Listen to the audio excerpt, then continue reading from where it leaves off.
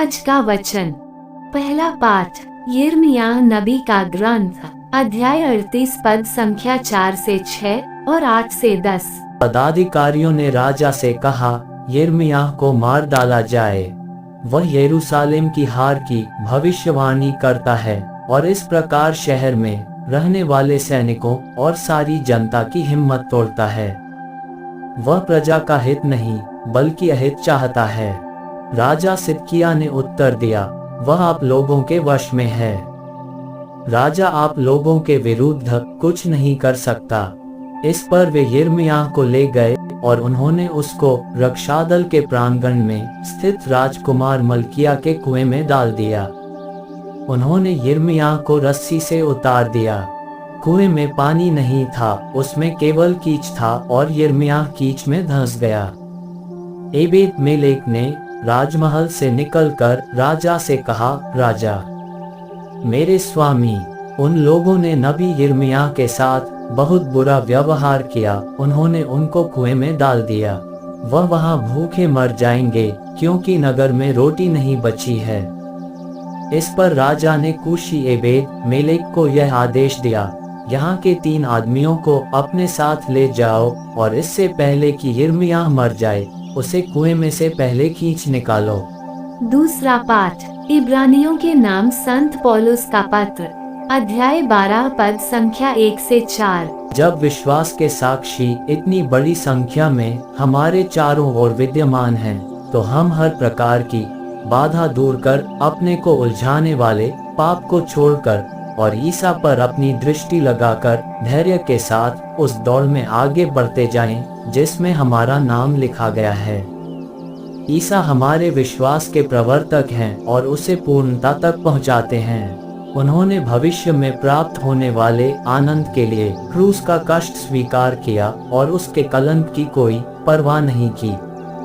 अब वह ईश्वर के सिंहासन के दाहिने विराजमान हैं।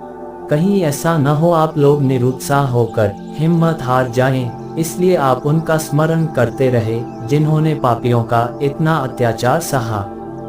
अब तक आपको पाप से संघर्ष करने में अपना रक्त नहीं बहाना पड़ा।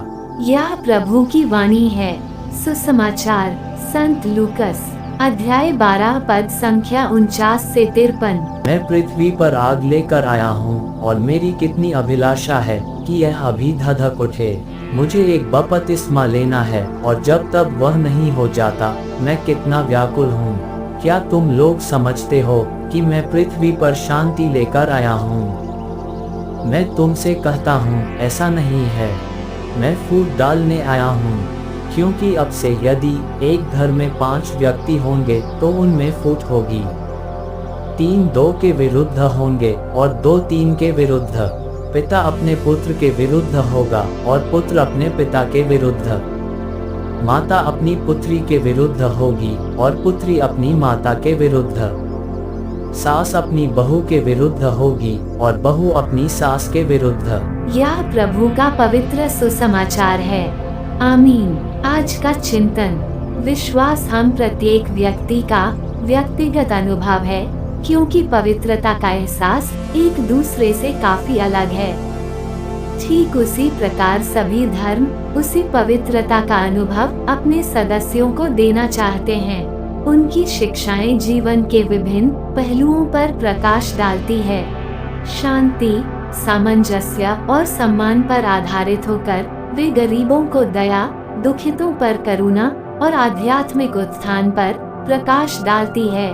फिर भी पाप और झूठ के कारण समाज बिखरती नजर आती है। सुसमाचार हर प्रकार की आत्मनिर्भरता और खुदगर्जी से ऊपर उठकर ईश्वरीय सद्गुणों की ओर हमारा ध्यान आकर्षित करती है, जो वस्तुतः दरिद्रता, विनम्रता, करुणा, सत्य और न्याय पर आधारित होती है। बहुधा ये हमारे समाज को तोड़ती भी है, जिसका उदाहरण हम आज के पहले पाठ में देखते हैं। नबी यिर्मयाह जंग की हकीकत को बतलाते हुए यूदा साम्राज्य को यह निमंत्रण देते हैं कि वे बेबीलोनिया से संधि कर ले, पर राजनीतिक नेतागण उन्हें ही गलत करार देते हैं। जब जब हम अपने विश्वास को दूसरों को देने की कोशिश करते हैं, तब तब हम एक प्रकार की प्रतिशोधात्मक भावना को देखते हैं। इसी संदर्भ में यीशु कहते हैं, ये ना सोचो कि मैं शांति लेकर आया हूँ। आज हमें खुद से प्रश्न करने की आवश्यकता है कि धर्म का सदस्य होने के नाते क्या मैं व्यक्त विश्वास पर विश्वास करता हूँ, क्योंकि विश्वास सत्य की खोज है और जब हम इस सत्य को खोज पाएंगे तब हम अवश्य ही आनंदित होंगे। इसी बात को आज का दूसरा पाठ बयां करता है, जहां ख्रिस्ती अवश्य ही यंत्रणा सहते हैं, पर उस यंत्रणा में भी आनंदित होते हैं। क्या हम उस विश्वास में सुदृढ़ हैं? आमीन।